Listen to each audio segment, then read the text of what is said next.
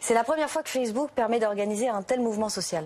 En France, c'est la première fois qu'on permet d'organiser un mouvement aussi grand. Alors, il y a des précédents, par exemple aux États-Unis, il y avait eu la marche pour les femmes après l'élection de Donald Trump, qui avait été organisée à partir d'un post, d'une publication Facebook comme ça.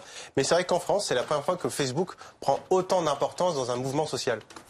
Ce qui est très particulier, en l'occurrence, c'est la multiplication des événements. Oui, en fait, c'est vraiment très disparate. Il y a une multiplication de petits événements, parfois quelques dizaines de personnes.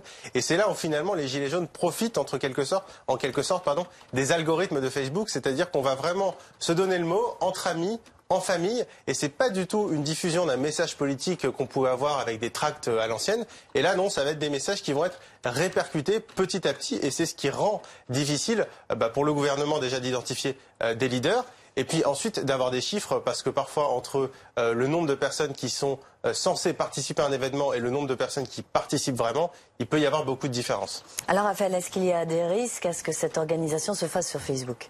Il y a deux risques. Le premier risque, et on l'a vu malheureusement, c'est des micro-événements qui ne sont pas du tout encadrés avec les risques que ça comporte. Et un second risque qui n'est pas négligeable non plus, c'est la diffusion massive en fait de fake news. On retrouve beaucoup de fake news, de fausses nouvelles.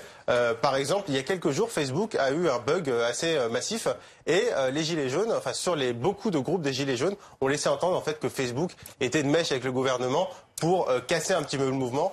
Donc voilà, donc la diffusion de fausses actualités et quelque part aussi le manque d'organisation et le manque d'encadrement de ces manifestations, c'est vraiment les deux risques principaux.